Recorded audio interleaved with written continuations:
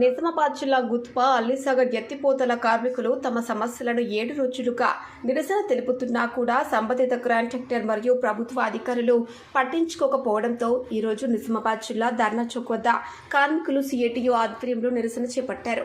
సందర్భంగా సిఐటియు నాయకులు మరియు కార్మికులు మాట్లాడుతూ గుత్పా అల్లిసాగర్ ఎత్తిపోతల కార్మికులకు సదరు కాంట్రాక్టర్ గత 5 నెలలుగా వేతనాలు చెల్లించకపోగా ఈ విషయమై అడిగిన కార్మికులతో దురుసుగా ప్రవర్తిస్తున్నాడని, ఈ నిర్లక్ష్య ధోరణి వ్యవహారంపై అధికారులకు విన్నవించుకున్నా పట్టించుకోవడం లేదని ఈ నిరసన చేపట్టినట్లు తెలిపారు. ఇకనైనా మా సమస్యలు పరిష్కరించకపోతే సమ్మెను ఉధృతం చేస్తామని కార్మికులు మరియు సిఐటియు నాయకులు హెచ్చరించారు. లిఫ్ట్ ఇరిగేషన్లో పనిచేసేటువంటి కాంట్రాక్ట్ కార్మికులకు గత 5 నెలల నుండి కాంట్రాక్టరు వేతనాలు చెల్లించకుండా తీవ్రమైనటువంటి నిర్లక్ష్యాన్ని ప్రదర్శిస్తూ ఉన్నారు.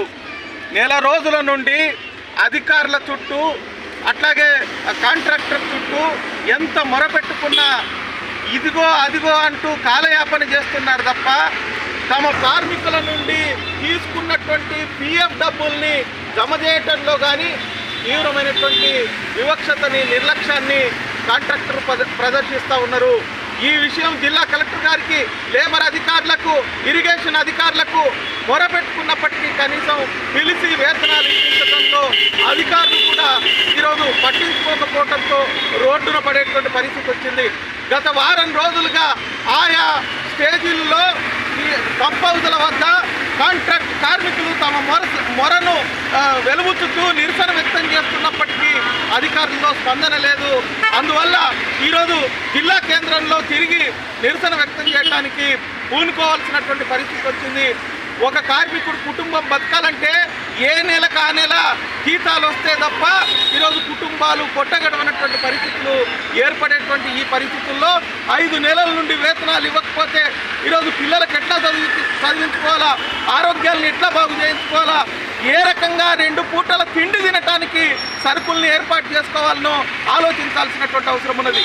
దీనికి తోడు ఈరోజు ఏదైతే పంప్ హౌజుల వద్ద పాములు, తేళ్లు, విష జంతువులు, క్రూర జంతువులు విపరీతంగా వస్తూ ఉన్నాయి.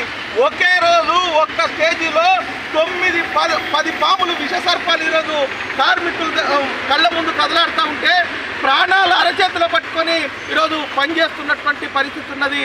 ప్రాణాలని సైతం లెక్క చేయకుండా పనిచేస్తున్నటువంటి కార్మికులకు వేతనాలు ఇవ్వకపోవటం అంటే ఇది చాలా దౌర్భాగ్యం.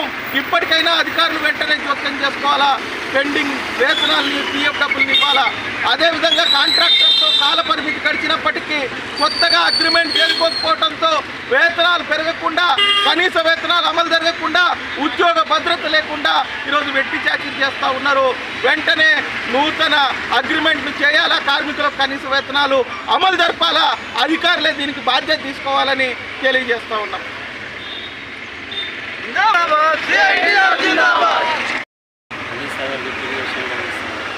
మాకు 10 సంవత్సరాల నుంచి అక్కడ వర్క్ చేస్తున్నాము. ఆపరేటర్గా, ఎలక్ట్రీషియన్గా, గార్డెన్గా 10 సంవత్సరాల నుంచి ఇదే సమస్యను మేము ప్రతిసారి ఇదే సమస్యను ఎదుర్కొంటున్నాం. 4 నెలలు, 5 నెలలు, 8 నెలలకు ఒకసారి శాలరీస్ ఇవ్వడం జరుగుతుంది. పిఎఫ్ కూడా కరెక్ట్ ఇవ్వడం లేదు. 8 నెలలు గడుస్తున్నా పిఎఫ్ ఇవ్వడం లేదు. కనీస ఈపీఎఫ్, ఈఎస్ఐ కనీస భద్రత కూడా లేదు మాకు. అక్కడ డ్యూటీలో పాములు, తేళ్ళు, ఆ పాముల మధ్యలో డ్యూటీలు చేయాలంటే కూడా భయపడుతున్నారు కార్మికులు. ఈ సమస్యని కాంట్రాక్ట్ దృష్టికి, అధికారుల దృష్టికి తీసుకెళ్ళి మా సమస్యను పరిష్కరించాలని మేము కోరుకుంటున్నాం. అలాగే కార్మికులకు జీతాలు చెల్లించలేని కాంట్రాక్ట్ కూడా ఇవ్వకూడదని చెప్పేసి మేము డిమాండ్ చేస్తున్నాం. కార్మికులకు జీతాలు చెల్లించలేని కాంట్రాక్టర్కి ఇచ్చి మాకు ఇబ్బంది పెట్టడం ఇలా కరెక్ట్ కాదని మేము కూడా కోరుతున్నాం. నా పేరు సీతారాం. గుత్పా స్టేజ్ 2లో ఎలక్ట్రీషియన్ పనిచేస్తున్నాను. 12-13 సంవత్సరాలు పనిచేస్తున్నాను. ఏ రోజు కూడా 1 నెల టైం జీతం ఇచ్చింది లేదు. ప్రతిసారి 2 నెలలు, 3 నెలలు, 4 నెలలు, 5 నెలలు చేస్తున్నారు. కనీస సౌకర్యాలు కూడా కల్పించలేదు. సరైన సమయంలో చెల్లిస్తలేరు. దానివల్ల మేము ఇంట్రెస్ట్ లాస్ అవుతున్నాము. మళ్ళీ మాకు ఈపీఎఫ్, హాస్పిటల్కి సంబంధించి కూడా పే చేస్తలేరు. ఇన్సూరెన్స్ కూడా గ్రూప్ ఇన్సూరెన్స్ అని కడుతున్నారు, కానీ అది కూడా ఎవరికేం సౌకర్యం లేదు. ఇండివిజువల్గా కడితే ఎవరికైనా ఏమైనా జరిగితే వస్తుంది.